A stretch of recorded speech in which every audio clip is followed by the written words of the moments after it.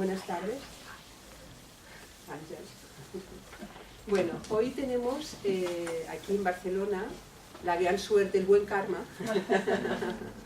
de que nuestra presidenta nacional, Àngels Torra, pues se puso en contacto con Ricardo Lindemann cuando supo que iba a ir a Lisboa a dar pues en la Universidad de Lisboa, ya nos explicará él mismo, bueno, no quiero yo ahora comentar nada, y que iba a pasar también por Madrid y dijo, hombre, pues nada, un saltito más y llega hasta Barcelona y así podemos grabar y podemos dar un poco de su sabiduría a todos los que estamos cerca, ya que había cruzado el charco, pues un poquito más.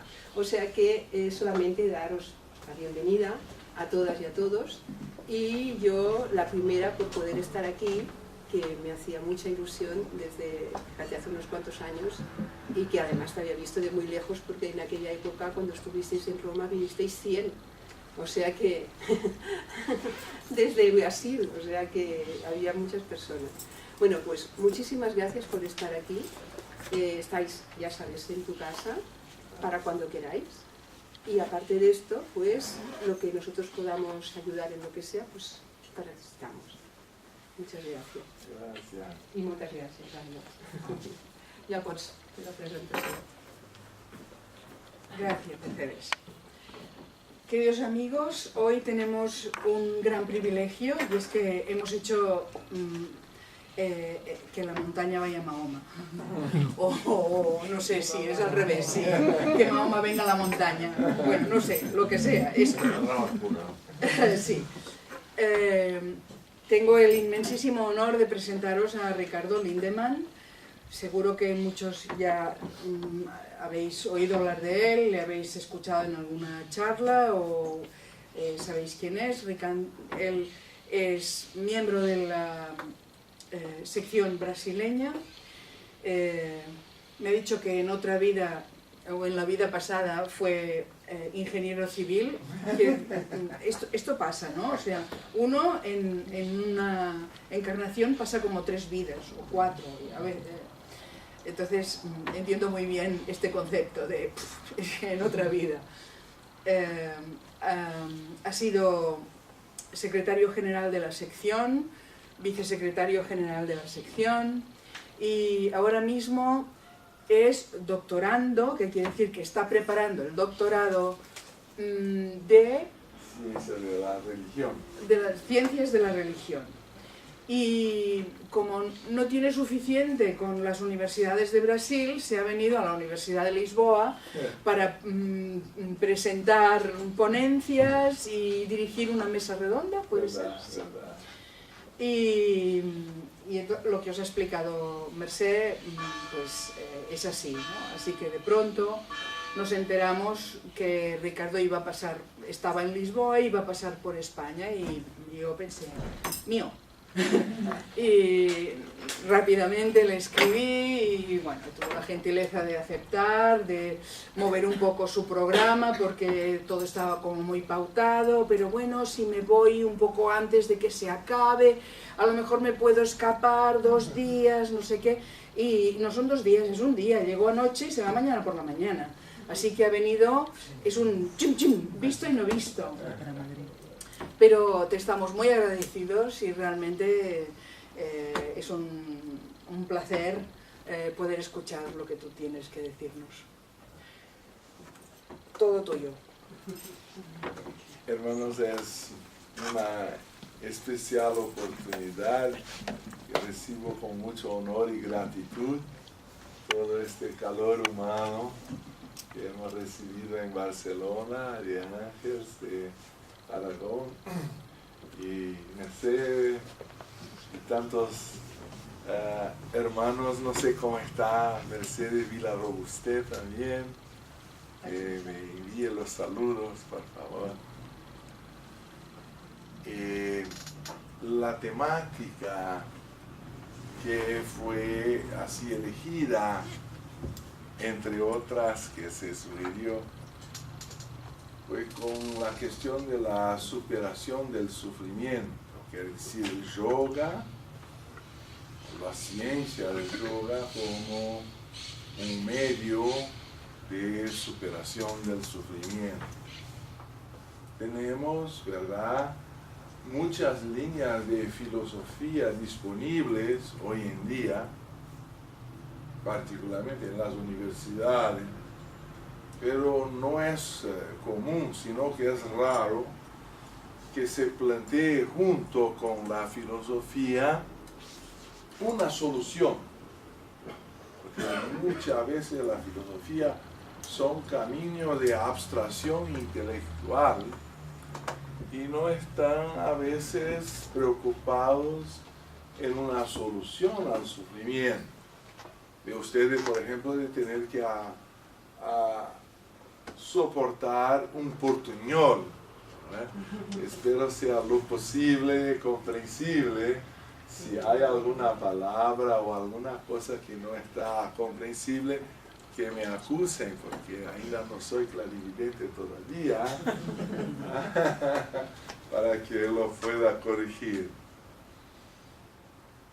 Y me gusta la idea de tomar como referencia la obra que es considerada la fundadora o referencia de este darshana que es llamado el yoga. En sánscrito, drish quiere decir ver. Darshana es punto de vista. Quiere decir las escuelas filosóficas clásicas de India, que están enraizadas en los Vedas, no son concurrentes, no están en una competencia, sino que son consideradas complementarias como diferentes puntos de vista referentes a la vida. Y una de ellas, una de las más antiguas, es el yoga, que significa, el radical sánscrito yud, unir, yoga generalmente traducido por unión, ¿no? Como viene de un indoeuropeo, tenemos radicales comunes, por ejemplo, cónyuge tiene este yug.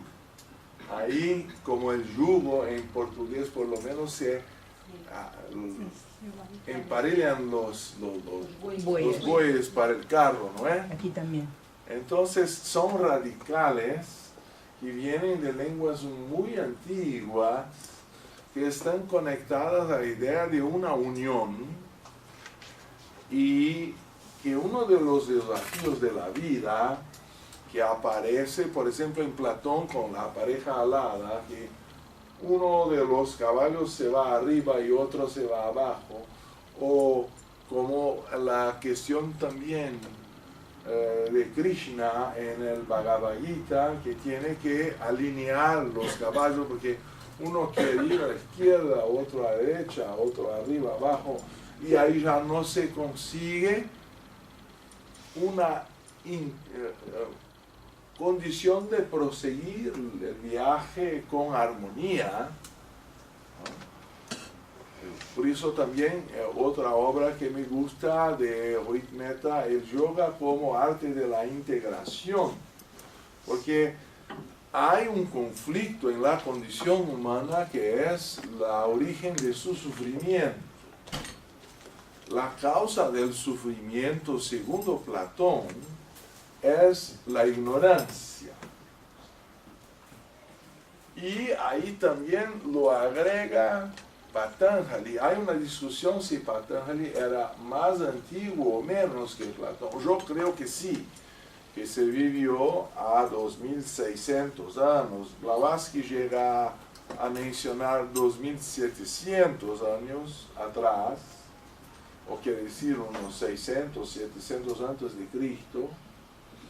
Pero hay teóricos en la universidad que lo ponen a 250 antes de Cristo. No vamos a darnos pelear por fecha. Pero la la cuestión importante es que él también lo decía, que la causa del sufrimiento es la ignorancia llamada en sánscrito avidya, o avidya, porque significa no una ignorancia de falta de conocimiento formal o erudición, sino una falta de autoconocimiento, conocimiento de uno mismo, conocimiento de su esencia espiritual. Y la idea que también aparece en Buda, que decía lo mismo, que la ignorancia y el deseo, sus consecuencias, serían las causas del sufrimiento humano. Y también Krishna en la Bhagavad Gita, y también Shankara en el Vivekachudamani. Y creo también el Maestro Jesús Cristo, cuando nos decía, conoceréis la verdad y la verdad vos libertará. Porque entonces es un tipo de conocimiento que nos hace falta para encontrar esta verdad libertadora. Y por supuesto entonces la ignorancia también es causa del sufrimiento, es causa del mal.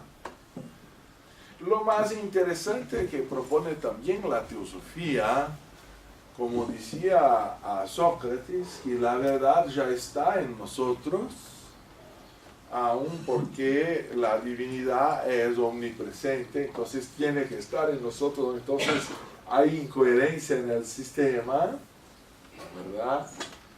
Entonces que no se enseña teosofía, no se enseña sabiduría. La palabra Sofía en griego, se tiene un buen diccionario, tiene por lo menos doble connotación. La primera, más conocida, es obvio, sería sabiduría. Pero la segunda es habilidad. Y ninguna de las dos se enseña. Ambas se aprenden por la práctica, ¿verdad? Como andar de bicicleta. Mi hijita, que también se llama Sofía, quería sacar aquellas rodillas que se acrecentan a la bicicleta para que no se tome. Que es muy mejor, que en mi tiempo se iba de cara al piso. Ahora ya tenemos una defensa. Y le pregunté, hijita, ¿por qué quieres sacar las rodillitas de esta? Y dice, porque mi amiga ya la sacó. Digo, mira, pero quizá ella sepa ya de manejar la bicicleta. Ahora no lo sé si tú ya estás en condiciones, porque no es porque el otro despertó la Kundalini que estoy yo pronto y también quiero despertar. Las reglas de seguridad son para evitar un accidente. Si no va a salir Kundalini por el oído o no sé qué va a pasar. Cuando vamos a ingresar a un nivel de más energía, hay que saber si ya en el nivel que estamos nosotros somos maestros. Ahí podemos pasar a un nuevo discipulado en otro nivel. Porque la vida termina una maestría, empieza un nuevo discipulado, ¿verdad? Y la verdad está dentro de nosotros. Entonces no hay por qué tener prisa y menos aún de tener que convencer a alguien o querer convertirlo, porque hay que encontrar la verdad dentro de nosotros. Pero el yoga como un método de pesquisa y autoobservación puede no ser una directiva del camino del conocimiento. Ya ahí que muchos han caminado, no como Machado que decía que el camino se hace al andar, pero sino que dentro de nosotros hay una dimensión de energía, hay mundos de libertad que no hemos conocido, porque la mente está proyectada afuera, lo que en sánscrito se llama vikshepa. Entonces, no sé si el ejemplo es oportuno, pero tal vez ya han oído expresiones como tú no pareces más la mujer con que me he casado, o tú no pareces más el hombre por el cual me enamoré, y porque tal vez aquel hombre, aquella mujer nunca han existido sino en la imaginación de uno que lo proyectó sobre su cónyuge o compañero, y después se pelean para que uno se ajuste a la proyección esperada, o hay una gran frustración porque la persona no corresponde a lo que había por expectativa de ser. Lo que quiere decir que la pasión es una proyección de la mente, siempre a frente o afuera, como se dice también en los caballos que están a correr atrás de una zanahoria, que, como se dice, un canizo, alguna cosa que lo prende por una cuerda. Entonces él piensa que va a llegar, pero nunca lo alcanza porque el aparato todo está sostenido en su propio cuerpo. Y cuando avanza, avanza también la zanahoria.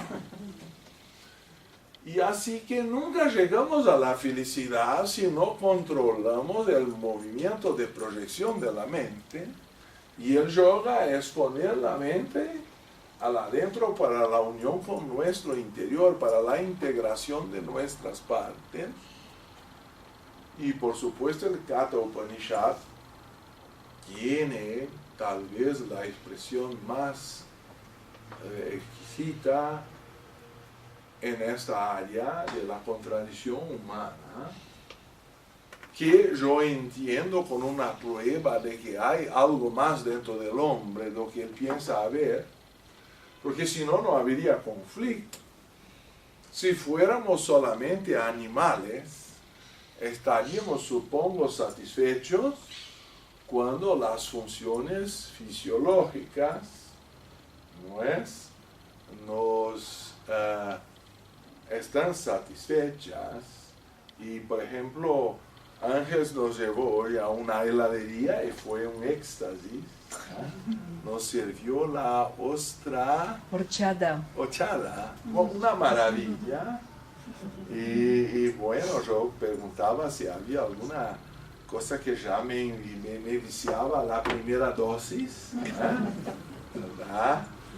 Y aún después había un sabor en la heladería que se llamaba chocolatra. Y ya me entregué también a aquello y ahí sobreviví, estoy acá. Pero quiero decir que debería estar yo realizado por todo. Como decía también, que para un hombre como Elvis Presley sería difícil explicar a su perro por qué su dueño se suicidó o se murió con overdosis y toda combinación de drogadicción, si la heladera de su casa estaba llena. Entonces, si la comida está disponible,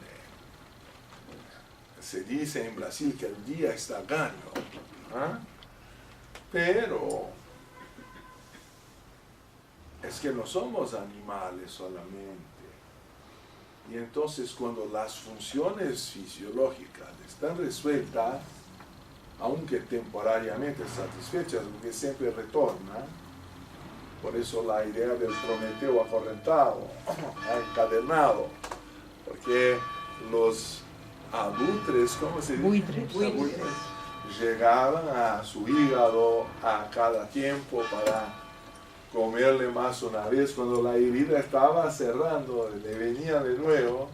Era una tortura simbólica de que el cuerpo siempre demanda más en sus ciclos periódicos y las satisfacciones fisiológicas son siempre temporarias y estamos en verdad encadenados y prisioneros. Entonces la idea de que tenemos que primero controlar la mente, y ahí me dice mi esposa, que es una observadora muy atenta de mi vida, como lo sabe, y me decía, bueno, es que tus ejemplos están muy de modé, fuera de tiempo. Ahí yo sustituí por Amy Winehouse y Whitney Houston, otras variantes que se están a ahogar en sus propias casas de baño, ahí como se llama, y con sales especiales cercadas de Grammys por todos los lados. Han conquistado el mundo, pero no han conquistado a sí mismos. Porque si la mente no está conquistada, como decía también el Buda, más glorioso no es el hombre que ha conquistado miles de hombres en batalla, sino el que a sí mismo vence o ha conquistado. Entonces, conquistar a uno mismo es una tarea más difícil. Porque si la mente tiene una tendencia a proyectarse afuera, la dificultad es que cuando vamos a meditar, y la esencia del Raja Yoga es meditación, es que la mente se torna dispersa. Decía Vivekananda que la mente es como un mono que, por supuesto, ya está en busca de frutos más dulces, saltando de un árbol al otro, pero aún al pasaje dicen que primero se tornó borracho porque le dieron alguna cosa alcohólica, después recibió la picadura de un escorpión y por final fue incorporado por un demonio. Entonces esta mente era incontrolable. Y él lo explica que estaba borracho por los sentidos, el escorpión era la envidia y la incorporación del demonio sería el orgullo, la soberbia.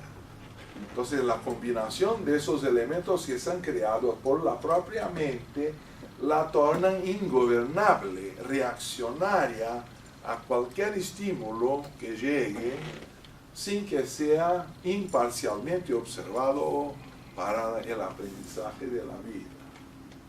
Entonces, el pasaje del Katha Upanishad decía que sepa que el hombre,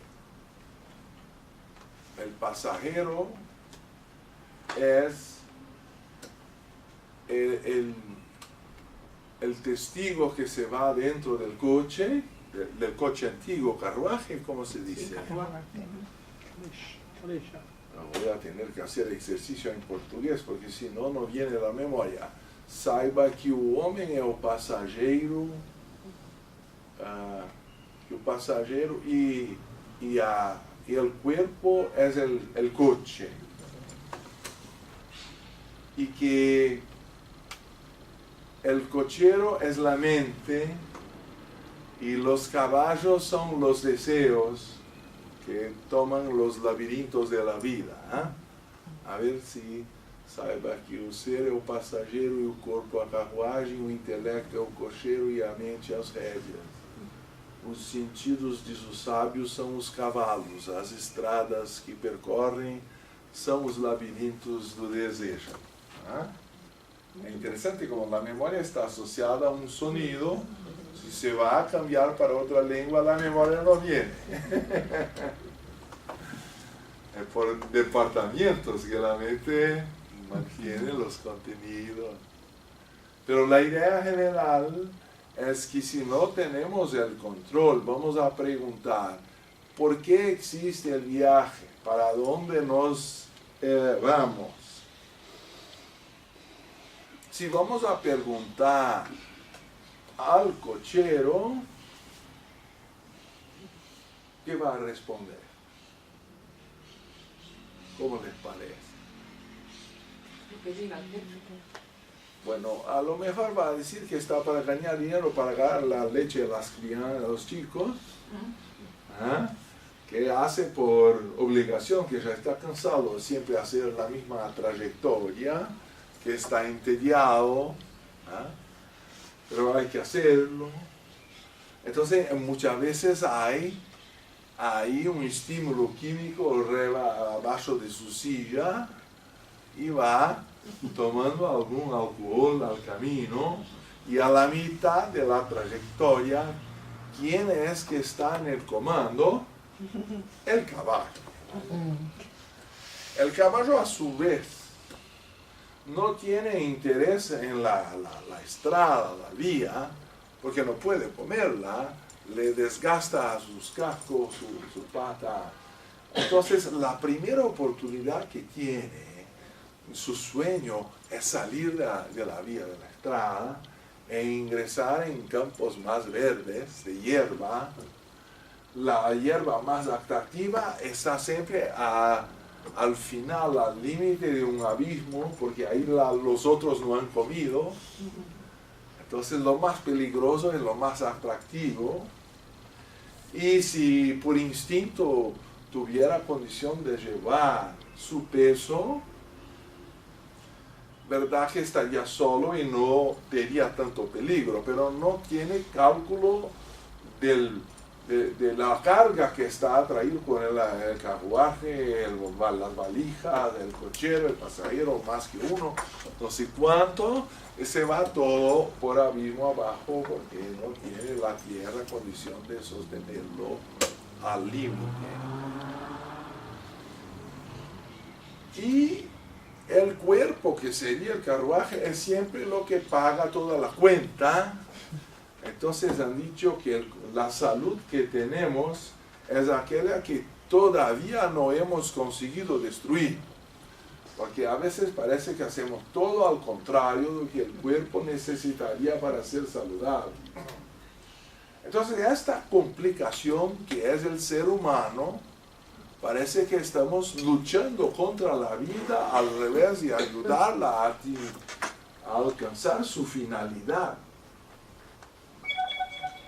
Y, por supuesto, la idea de que el yoga busca la superación del sufrimiento y tiene como una llave especial que sería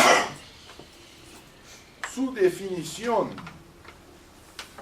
de la causa del sufrimiento, que avidya es tomar el no eterno, el impuro, el mal y el no atma como siendo el eterno, el puro, el bien y el atma o el espíritu. Es decir, un estado de confusión, de tomar una cosa por la otra. No es así un miraje que toma algo que no hay. Es que tomamos la corda como la serpiente. La corda se dice. Cuerda. Llegué pierdo. Cercano. La idea es que por detrás de toda ilusión hay una parte de la verdad. Si no hubiera parte de la verdad por detrás de la ilusión, no sería la ilusión tan poderosa. Pero la discriminación, o me gusta más el discernimiento, por lo menos me han dicho que cernidor en español es una capacidad de separar los granos gruesos de los más sutiles, y en portugués cerne es el corazón de un árbol. Entonces se separa la cáscara de su esencia.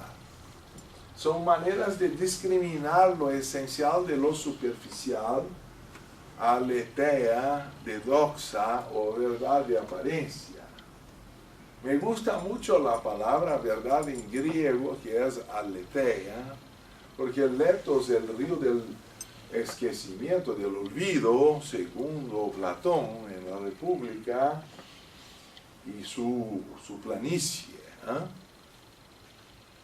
Y quiere decir que aletheia es un desolvido. Se crea así una anamnesis, la reminiscencia de Platón, más una vez quiere decir que la verdad ya está en nosotros, pero estamos olvidados. Y las técnicas del yoga intentan tranquilizar la mente para que la verdad pueda aparecer. Porque si el agua de un lago está muy agitado, las partículas de siltes, de argilas y otras cosas del hondo, por este mareo se van a la superficie, se queda oscura y turba, o no sé cómo sería la palabra en español. No conseguimos mirar en profundidad y lo creemos que el agua es solo eso, pocos centímetros, cuando la verdad que nuestro ser tiene profundidades que no hemos todavía conocido.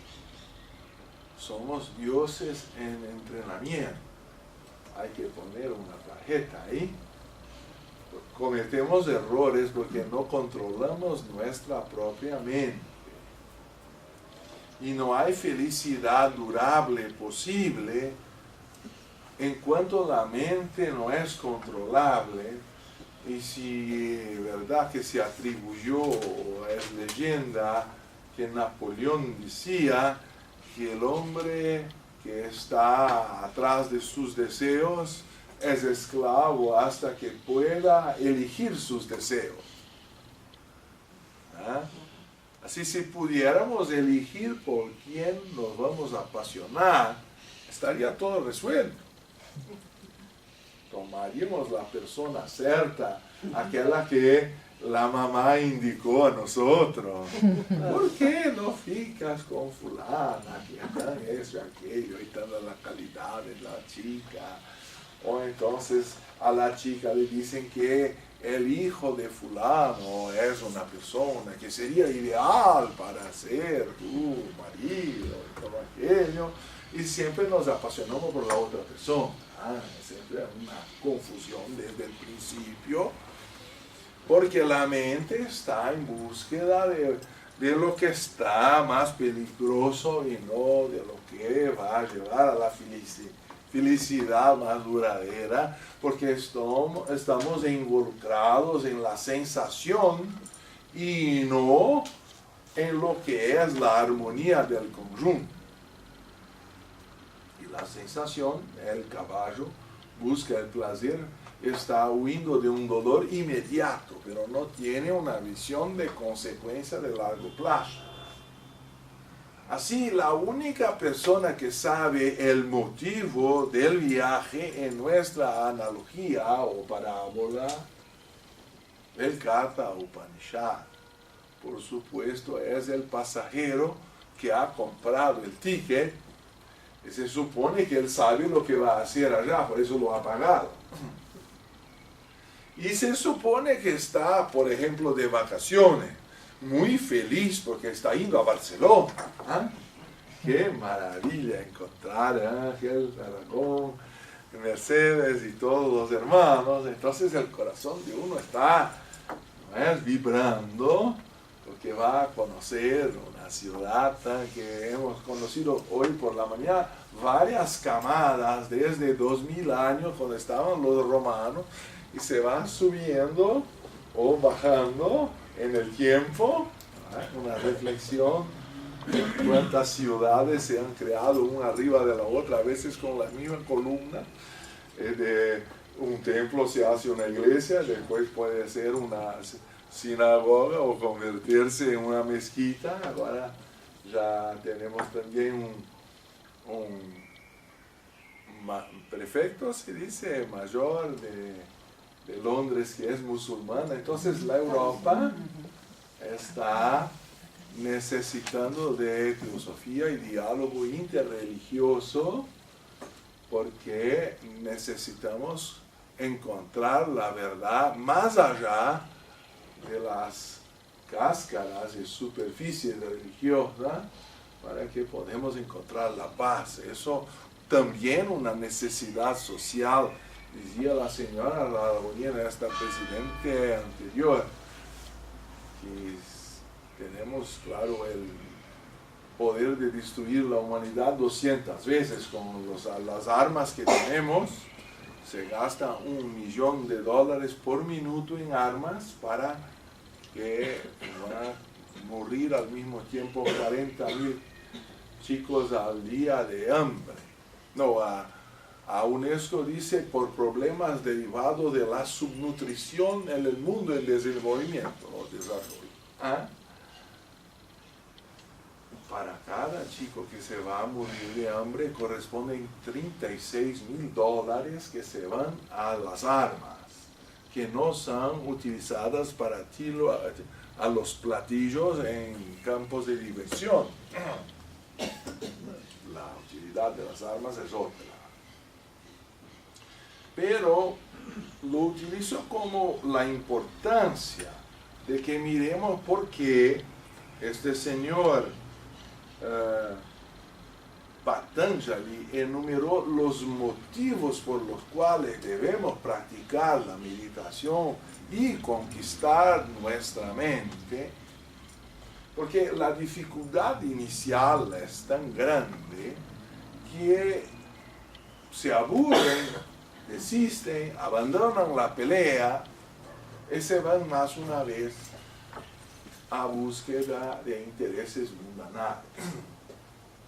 Porque es más fácil conquistar el estímulo de afuera do que la maestría de adentro. Quizá puedo dar una reflexión. ¿Qué es una emoción? Por supuesto que no hay acá exactamente chicos, y ya tenemos experiencia para saber lo que es una emoción. Pero en verdad que en general no sabemos verbalizarlo. Entonces, si para controlar una emoción, supongo que tengamos que saber lo que ella es. Y la emoción, emotion, es un movimiento de dentro a afuera, como el prefixo ex, exteriorización.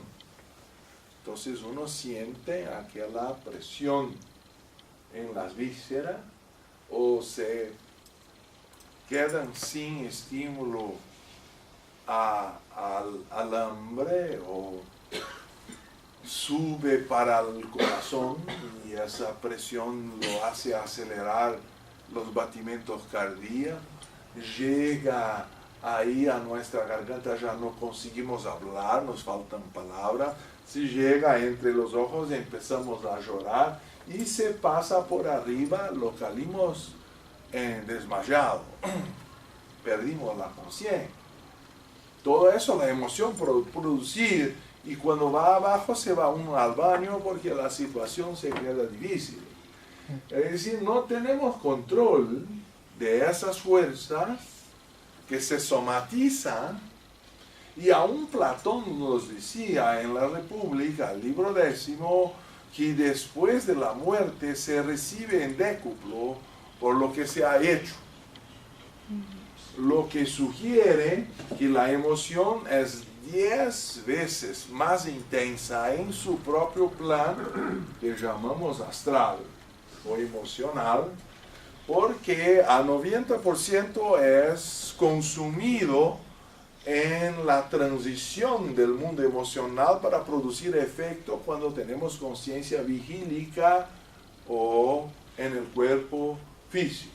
Para producir una emoción en el nivel físico hay que producir adrenalina, vasoconstricción, uno se queda pálido, o sea, la emoción es al contrario, la vasodilatación, quedamos rojos y todo pasa con sudores y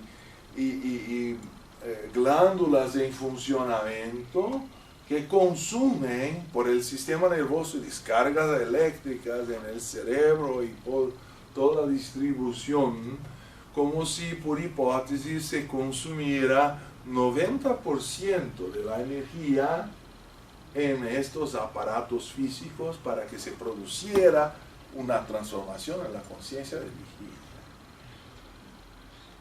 Por supuesto, después de la muerte, o en condiciones que al revés de drogadicción abren algunas puertas de percepción, tenemos mucho más intensidad.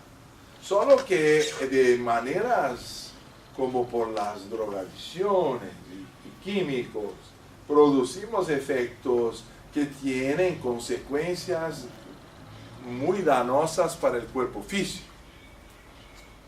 Entonces, obtener esa expansión a costas de la salud no sería racional, aunque muchos jóvenes toman, y a veces personas con más edad también, toman esas direcciones desesperadas por intensidad. Pero el yoga tenta producir por el control de la mente una expansión de conciencia. Al principio es muy difícil porque toda la tendencia de la mente está como para buscar la zanahoria afuera y no para percibir que se está proyectando la felicidad afuera, porque no tenemos contacto con la lámpara que somos nosotros. Y la mente está acostumbrada solo a proyectar imágenes afuera, pero el reino de Dios, el reino de los cielos está dentro de nosotros. Ya nos decía el maestro. Entonces, la grandeza de la teosofía es nos demostrar intelectualmente al principio, y después depende de la práctica de cada uno, descubrir el universo de potencialidades que todavía como dioses en entrenamiento no sabemos utilizar. Y el yoga ahí empieza a nos decir, por segundo Patanjali, las 4 condiciones que tornan la vida así miserable, en cuanto este control no existe. Entonces él hace una comparación. La primera causa es parinama, llamada la mudanza o el cambio. En español creo que se utiliza la palabra cambio. A ver cómo ha traducido el aforismo 2.15 don Walter Ballestero en Colombia. Fue un miembro que he conocido y enfrentó el toro ahí de traducir la ciencia del yoga de timing al español a su tiempo, y ahora me han dicho que no está disponible. Ahí ya tenemos que tomar la pelea de publicarlo más una vez, ¿verdad? Y él lo tradució así: para el que ha desarrollado el discernimiento. Entonces, comparativo para aquel que ha encontrado este control de sabiduría dentro de sí mismo, todo es aflicción. A veces se traduce también por miseria, o klesha es más traducido por aflicción, debido a los dolores que resultan del cambio.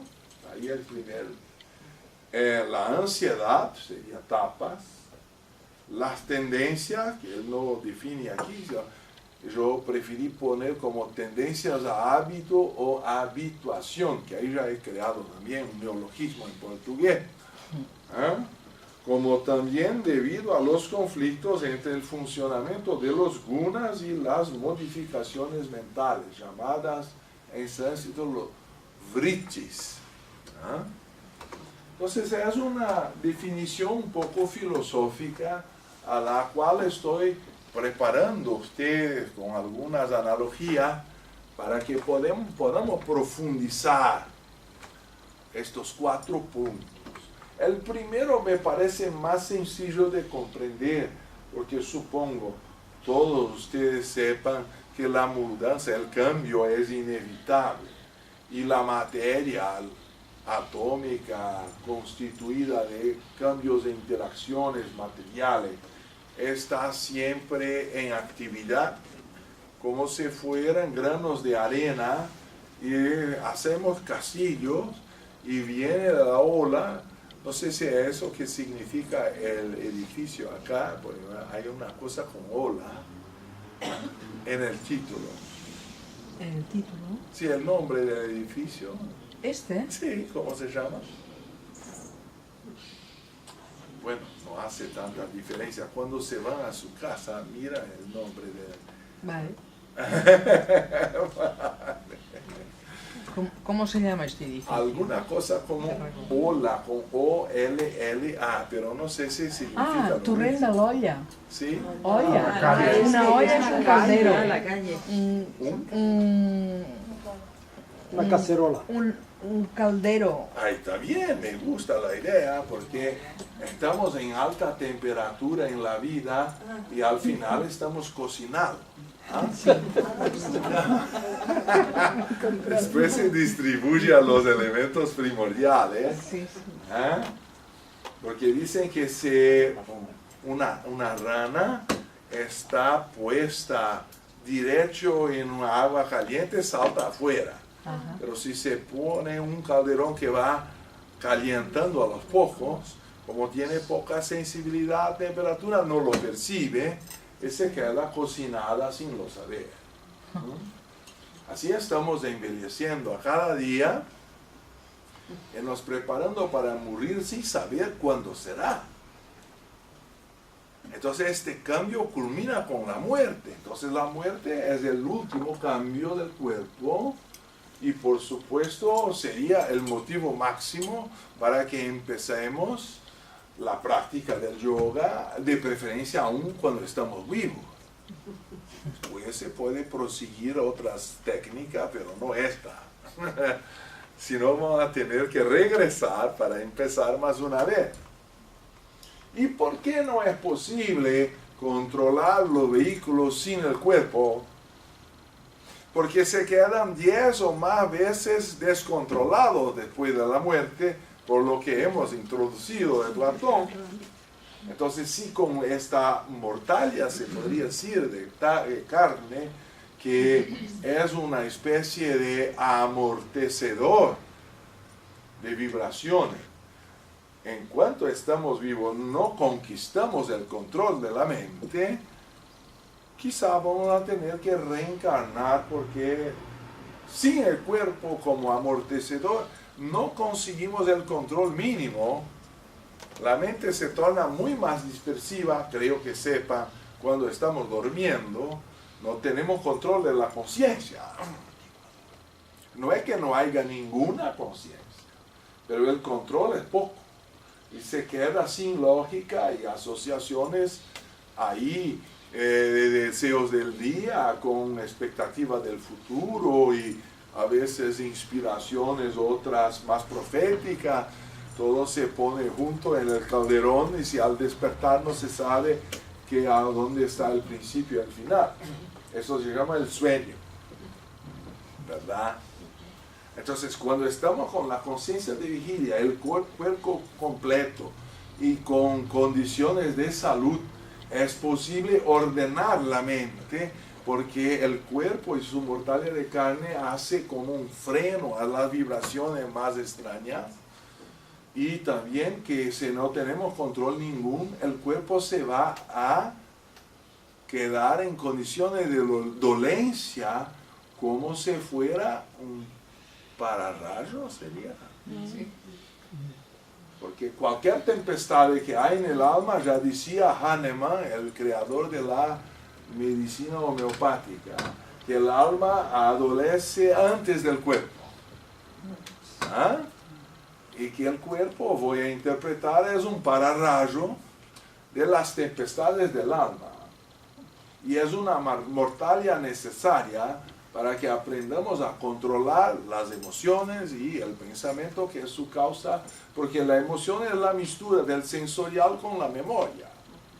Eso está en este libro magnífico que he encontrado ya doble o triple en tu casa, a casa de Ángel.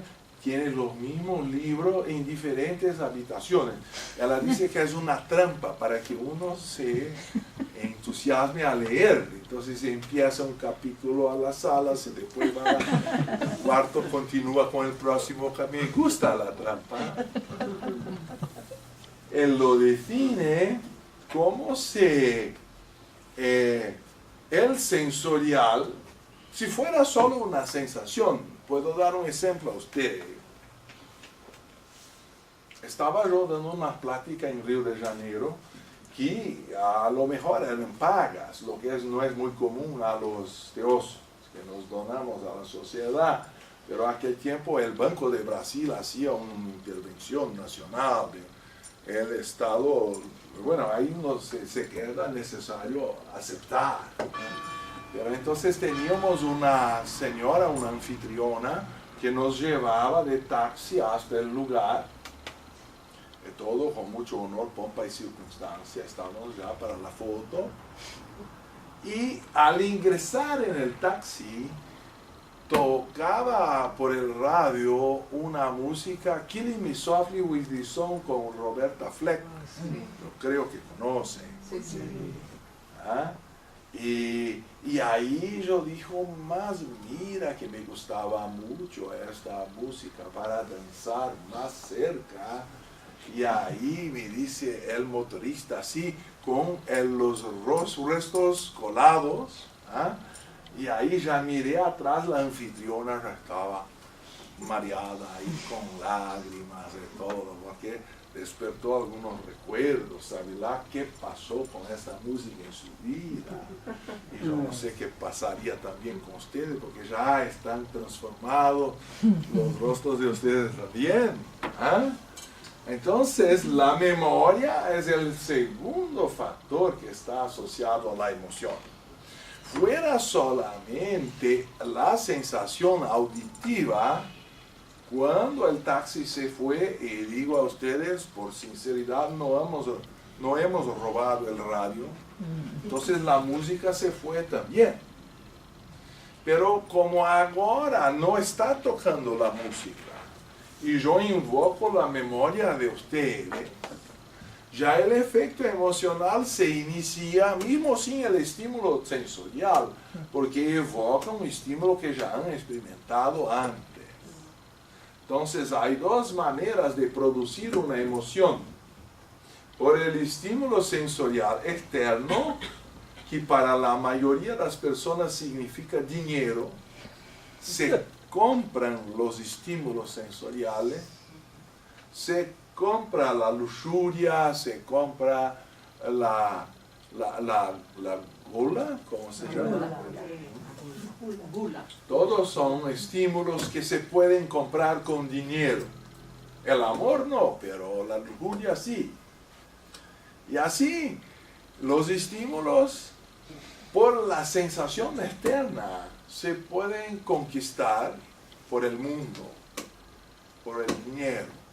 Pero la gran conquista es controlar la emoción por la memoria y el control de la concentración de las imágenes. Porque ahí se proyecta, y hemos hecho un pequeño ejercicio. Si tenemos una fotografía de una persona querida y la fijamos, ya la emoción empieza como una semilla a brotar. Si sabemos cultivar la emoción a Dios, despertamos la devoción. La devoción es una de las cosas maravillosas, porque Dios nunca va a estar con dolor de cabeza, o hoy no voy a hablar contigo, estoy malhumorado. Si hay un problema en la relación con el superior, es de nosotros. Nunca va a fallar. Entonces, el yoga preliminar es devoción, autoestudio y práctica de austeridad diaria, que implica por lo menos un cierto control de lo que comemos, de lo que bebemos, porque por supuesto si estamos con muchas toxinas, tomando alcohol y fumando, ya la mente, la función del cuerpo para calmar, ya no está más funcionando. Nos ponemos a dormir y meditación no es roncarse uno, como se dice, hacer sonido, porque dormimos. Bueno, entonces estos cambios se quedan controlados cuando iniciamos el Kriya Yoga, el yoga preliminar, con un cierto control del físico, del emocional y del mental. Y si aprendemos a concentrar la mente, podremos elegir las emociones que vamos a tener, al revés de ser elegidos por ellas. Eso está en este magnífico libro, Magnífica Trampa, el conocimiento de sí mismo, del Dr. Taimini, que tiene unos colores muy atractivos, verde, amarillo, parece la bandera de Brasil. Ay, qué cosa hermosa, las mismas cosas, las 4 colores de la bandera de Brasil que está, entonces es muy mejor de lo que pensaba. En la edición española que mucho tengo honor de presentar. Si no han leído, lo hagan, por favor, antes de morir, porque después va a dar más trabajo. Y no dejen a la última hora que puede llegar la catarata. Ahí algunos miembros de la sociedad compran, primera cosa, reciben el diploma y la doctrina secreta lo compran. Ahí abren el primer volumen y ya en el premio encuentran alguna dificultad. Ahí digo, no, cuando soy jubilado, ahí voy a tener tiempo para eso. Ahí lo ponen en un instante, compran ese espanador de polvo y todos los días hace un culto para el día que van a leer. Y cuando llegan a la edad de jubilación, ahí ya están con catarata, no consiguen más leer nada. ¿Ah? ¿Se llama catarata? Sí. Ahí está. Cuando en español yo tengo duda y pregunto, está cierto, es la misma palabra. Cuando no pregunta, está errado. Es otra palabra. Pero está muy cerca del portugués, ¿verdad? Entonces, la segunda palabra es ansiedad. Tapas. La tercera samskara es tendencia a habituación. Crear hábitos, surcos mentales. El problema es que los vritis de la mente se cambian más rápido que la materia consigue traer estímulo a satisfacer los deseos. Entonces surge el cuarto problema, que alguna vritti viroda, un mismatch, un desencuentro entre la satisfacción y el deseo. ¿Ah? Ya ha pasado a ustedes desear mucho una cosa en una edad, y ahí pasa 5, 10, a veces 20 años, y ahí lo que queríamos viene espontáneamente a nosotros, cuando aquel nos peleamos tanto para obtener aquel tiempo, no logramos. Pero cuando logramos que venga, ahí ya no queremos más, porque realmente está en otros objetivos, y ahí aquello se torna un problema que ahora viene porque a lo mejor hemos deseado que viniera. Entonces, ese mismatch, ese desencuentro entre el ritmo de la mente y la respuesta de la materia es considerado por Patanjali insoluble. Y un motivo para que busquemos la felicidad interna y no dependamos de nada que venga del exterior, porque solo entonces seremos maestros de nuestro destino. Y más complicado tal vez, no de explicar, sino de soportar, es que la mente se crea con habituaciones, se va apegando a costumbres, se va afeiçoando, creando afecto por cosas que no van a durar. Lo peor cuando no son cosas, sino son entes queridos.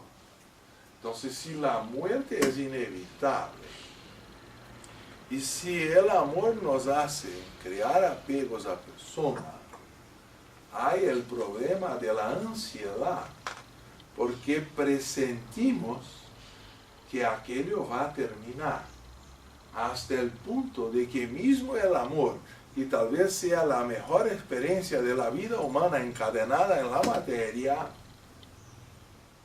puede generar celos, y ahí ya va a vacaciones. Porque a medida que los celos ingresan, el amor va a vacaciones. Quedamos con un control de personalidades que se pelean, pero el amor ya no está más. Cuando yo tenía unos 9 años de edad, recibí una bola de fútbol de coro número 5, oficial. Y eso no sé si puede imaginar para un menino brasileño, un chico brasileño a los 9 años de edad, que a los 10 ganaron el triplo campeonato de la Copa del Mundo de Jules Rimet. Entonces uno con Pelé aún jugando, era así la apoteosis de un chico brasileño ver aquello todo simultáneamente. Fue un año increíble, el hombre llegó a la luna y al año siguiente Brasil se tornó tricampeón. Entonces estaba en la gloria. Y la foto figurando la pelota esa, parecía que yo tenía la posesión del mundo. Hoy yo puedo comprar pelotas para cubrir toda esta sed de la sociedad y no me producirá la satisfacción que siquiera una ha producido aquel tiempo. Lo mismo pasa a veces con las chicas y sus muñecas, que a una edad son el centro del mundo y después se hacen colecciones, pero ya no producen más efecto, porque después de un único bacho de eso,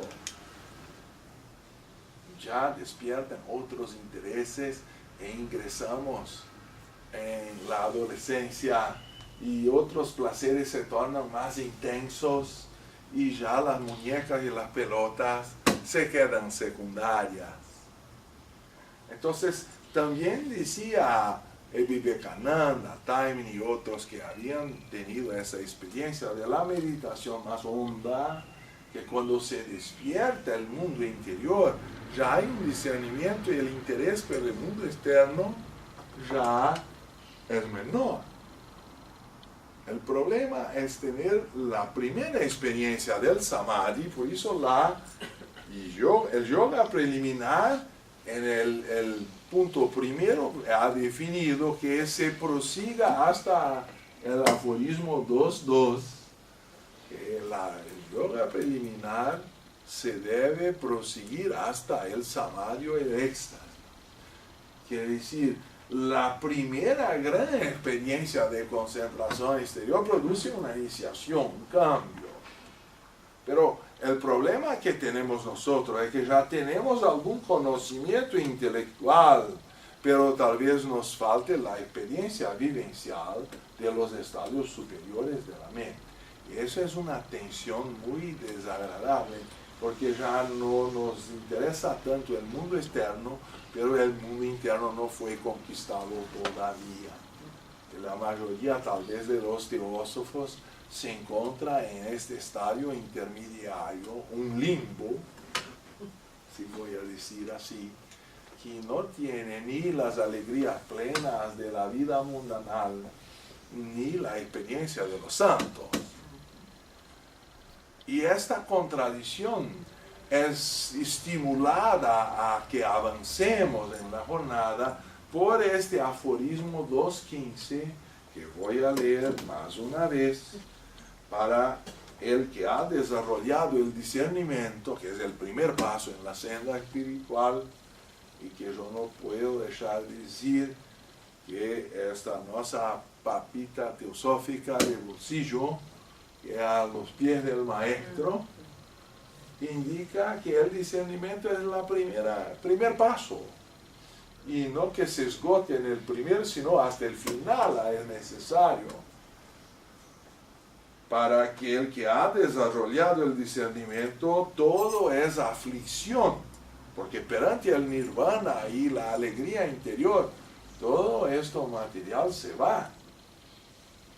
Debido a los dolores que resultan del cambio, quiere decir, toda la materia está siempre cambiando, estamos envejeciendo a cada día, y la muerte es el único certidumbre de la mayoría, ¿verdad? ¿verdad? Y la ansiedad anticipa la pérdida. Entonces mismo las cosas mejores que hay en el mundo, quizá no podemos más si no hay control de la mente. No podemos más gozar con profundez y tranquilidad, porque un hombre trabaja para construir una piscina en su casa, pero ha trabajado tanto que no ha tiempo para gozar la propia piscina. Después se queda preocupado que sus hijos van a caer en la piscina, hay que poner una red para que no se ahoguen allá. Hay tantos problemas, ¿eh? Porque mismo cuando se conquista alguna cosa, hay miedo de perderla. Entonces esa anticipación del sufrimiento no nos deja ni siquiera disfrutar de lo que hemos conquistado. Así la ansiedad ahora está tomando proporciones, porque con el estrés de la vida diaria, exceso de todo el tipo de hormonas en las comidas que los ponen porque mismo la leche y el huevo, no voy ni siquiera a entrar en la carne porque hay todo el sufrimiento de los animales, pero si ingresamos por ahí, las comidas que han comido nuestros abuelos no es la nuestra.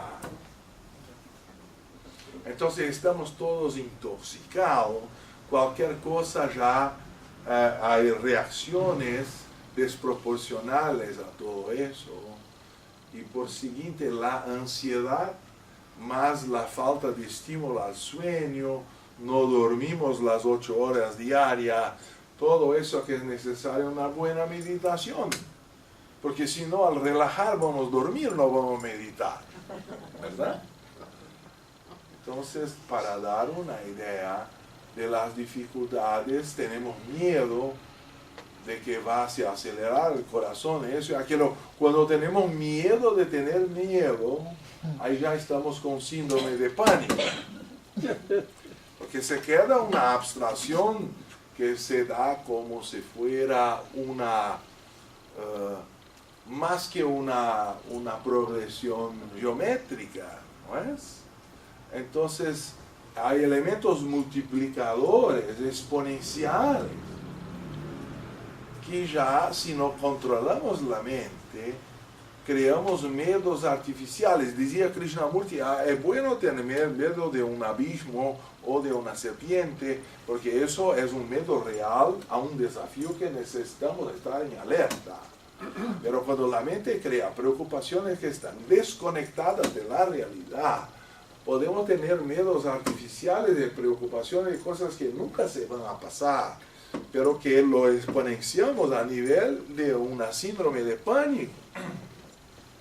Entonces el control de la mente en nuestra civilización es más necesario que a los tiempos de nuestros abuelitos. Entonces la ansiedad, la tendencia a crear surcos o hábitos mentales, y como también debido a conflictos entre el funcionamiento de las gunas y las modificaciones mentales, son las cuatro puntos fundamentales que decía este señor Patanjali. Condiciones para que tomemos conciencia de la necesidad de empezar el yoga, la meditación, la conquista de la parte interior de nuestro ser.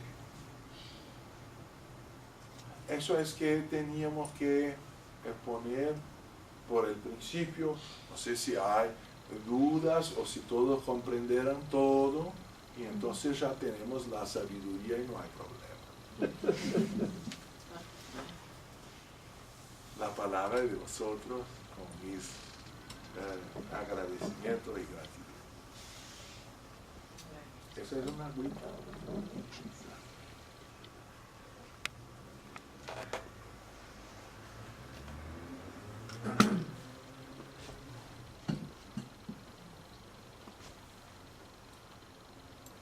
Hemos podido comprobar que eres un apasionado de la teosofía y del yoga. Entonces, estas reglas que nos has dado y que me parece que más o menos todos vamos practicando, parece que no tenga fin el resultado, no llega nunca a este resultado. Entonces mi pregunta sería, ¿cómo podrías tú indicarnos cuál fuera la manera más eficaz para que hubiera, aunque un solo mínimo de resultado, en cuanto uno enfoca seriamente la meditación? Bueno, Aragón, la vergüenza es decirte que los mejores estados de meditación que he conquistado a la mirada externa parecían totalmente casuales. Pero creo que las reglas ayudan a crear estas condiciones cumulativamente.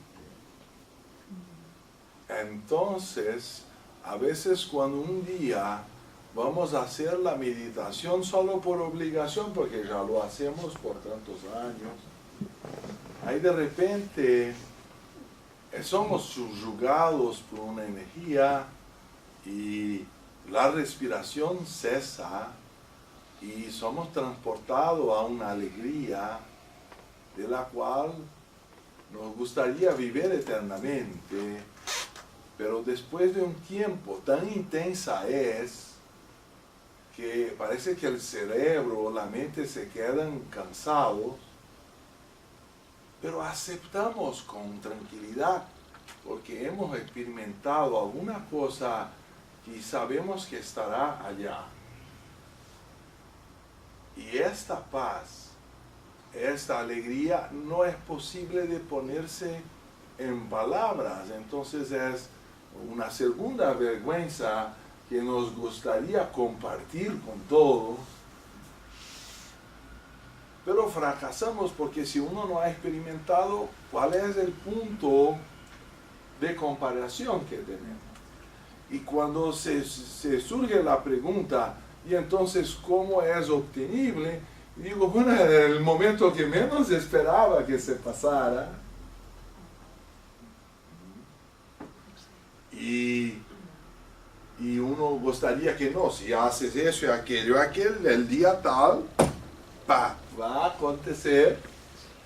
Y a veces que tú estás practicando años de nada se pasa y cuando ya no crees más, ahí se pasa. Y bueno, cuando esta cosa nos invade no hay explicación. Pero quizá podemos pasar con una pasión a los otros que es posible. Eso no quiere decir que tengamos control. Es solo una prueba de que existe para que prosigamos. Porque el control se conquista en otros niveles, con tal vez prácticas aún con efecto acumulativo mayor. Pero de cuando en tiempo se vuelve a este corazón de luz y bueno, parece que ahí todo está excusado, todos los sufrimientos, toda la falta de comprensión y sentido de la vida, en un instante está todo excusado. Decía Tomás de Aquino que todos los libros, no sé si has leído la Suma Teológica, que quieren decir latín la síntesis de la teología, y que está como 30 y tantos volúmenes, eso es la síntesis del hombre, ¿eh? Ahí él dijo, al final de su vida ha tenido una experiencia de éxtasis, dijo, todo lo que escribí en mi vida no vale los minutos que he experimentado. Entonces es una cosa tan desproporcional.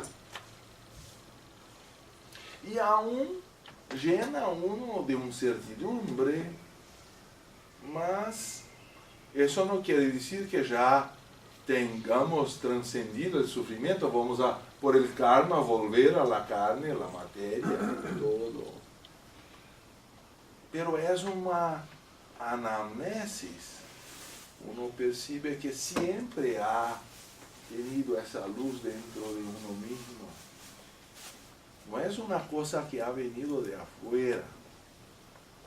Es un bálsamo que viene de adentro y deja un olor, un perfume, que va a los pocos nos contaminando de una personalidad gruesa, rude, en alguna cosa homeopáticamente mejor. No sé si he respondido, a lo mejor he expuesto mi incompetencia en responderte.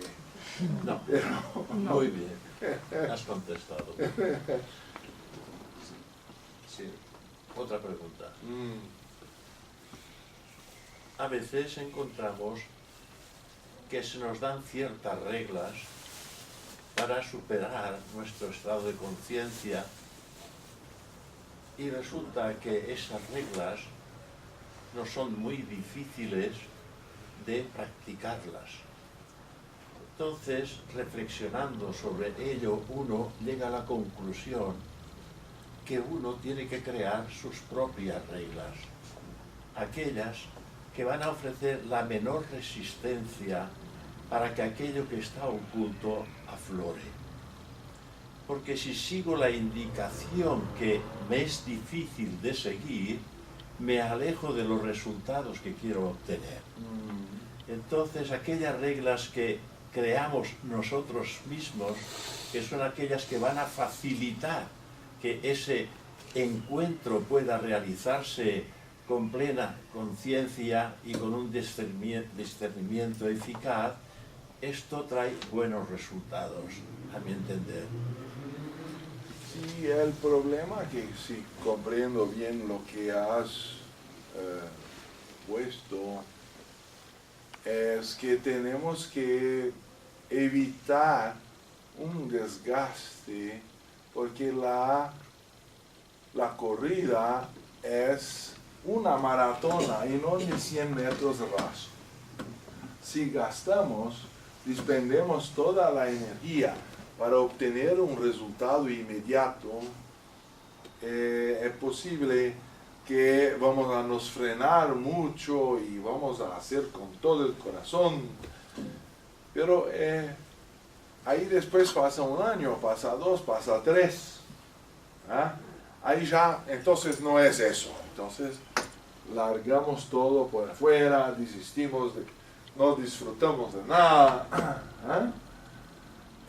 Creo que es importante que se encuentre algún tipo de estímulo o felicidad en lo que hemos hecho, porque uno de los indicativos de que estamos progresando es que lo hagamos por un cierto placer propio de hacer y no solo como una lucha. Si se va quedando la práctica una lucha, quizá nuestra práctica no está bien dirigida. Hay un cierto nivel que es un esfuerzo de disciplina, pero cuando se cruza este límite, se queda una lucha, algo no está bien. Porque tenemos que mirarlo como una cosa que lo hagamos con el mínimo de desperdicio de energía. Por eso decía Krishnamurti que religión es acumular energía para alcanzar la verdad. Y él se preocupaba con todos los conflictos de contradicciones que hemos puesto como un caballo yendo a izquierda, otro a derecha, y todas las contradicciones humanas que están a nos probar que somos un complexo y un convoyo y no solo una parte. Como dice, si fuéramos animales, satisfaciéramos esa parte, estaríamos en el nirvana.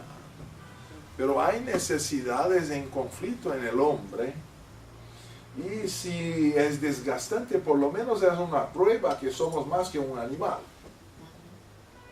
Si comprendemos la naturaleza de los elementales que están involucrados y aprendemos a encontrar por lo menos algunos minutos del día una convergencia y expandirla para que no se conflicten las partes entre sí, yo creo que eso puede se obtener a veces con una música clásica o con un mantra o con un ejercicio de pranayama o una tentativa de recordación de los sueños. Entonces, la ciencia de la yoga en la parte 1, que por algún motivo no tenemos en español, pero tenemos en francés, porque a lo mejor tenemos una profesora de francés y a lo peor todo está perdido, llamamos a Ángel y Ángel nos salva. ¿Ah? Pero la cuestión toda es que hay varias técnicas también distintas para cada tipo de personalidad, porque unos son más devocionales, otros son más intelectuales, otros les gustan más poner la atención en el cuerpo físico y la inmovilidad de la asana. Entonces, no hay una técnica una como así un remedio, una panacea para todos los males. Hay que arreglar, y ahí comprendo tu pregunta, que cada uno tiene que encontrar cuáles las reglas se adaptan más a su disposición para que puedan llevarla sin querer un resultado inmediato, porque voy a confesar más una vez, los mejores resultados que he obtenido y de los cuales tengo así una nostalgia, porque no me están a la mano que pueda volver cuando lo quiera, se han obtenido justo cuando no esperaba nada de ellos o de la práctica. A la veces que fue, a veces también por estímulo de grupo. Entonces, como soy obispo de la Iglesia Católica Liberal, bueno, hay un centenario, vamos a cumplir nuestro deber, pero cuando no se espera, hay una atmósfera colectiva también que nos lleva. Entonces, los rituales son otra manera antigua, una de las darshanas trabaja los rituales, los mantras, la música, todo eso son estímulos externos que pueden ayudar la práctica. Pero solo conquistaremos a pleno cuando no dependiéramos de ningún estímulo externo. ¿Ah? Entonces, hacer prácticas son estímulos que van nos ayudando a hacer progresos, y por eso la palabra sugiere algo progresivo, no instantáneo. Y yo entiendo que a cada temperamento tiene que encontrar su camino, sus reglas, para que pueda proseguir por muchos años sin cobrarse que todavía no ha llegado al resultado. La esencia de la Bhagavad Gita es aprender a hacer la acción renunciando a sus frutos. Entonces me gusta lembrar que la autobiografía de Pelé, gran jugador brasileño de fútbol, él decía que empezó con juegos de bola de media, ¿se dice? Sí, de poner a los con pies. media. Él hacía así porque no tenía dinero para comprar una de cuero y todo. Con calcetines. Sí, calcetines. Y también porque la mamá es más tranquila con eso, porque no va a hacer quebrar toda la casa. Ya el impacto, él lo aceptó. El impacto es menor. Cuando el chiquito está así jugando dentro de su casa, todavía no sabe ni siquiera los números, no sabe contar quién está ganando o perdiendo.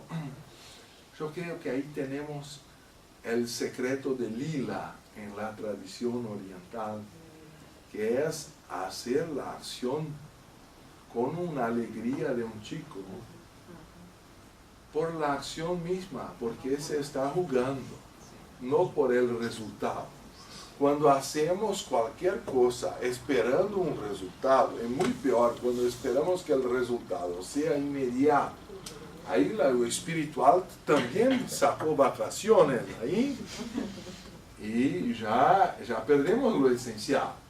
Si el amor no es hecho por el amor en sí mismo, el amor por el amar, ahí también el amor se va a quedar en un vacío o un juego de cobranzas y facturas y fechas que tienen que volver y se establece si hasta día tal no me telefona.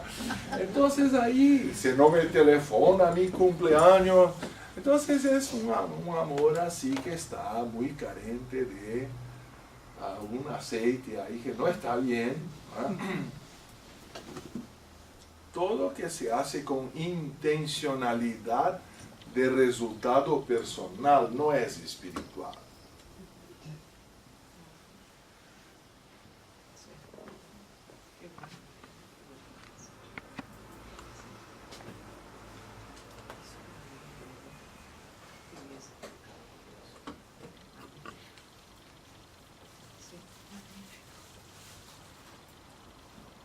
Yo creo que es la hora de dar exposición de nuestra gratitud a Ángel, a Ramón, a Mercedes, de todo que nos oportunizaron ese espacio.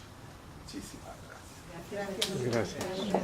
Y en nombre de todas las personas que han estado, porque estoy segura que si no te abrazarían todas y te abrazaban, porque iba oyendo todo el rato, sí.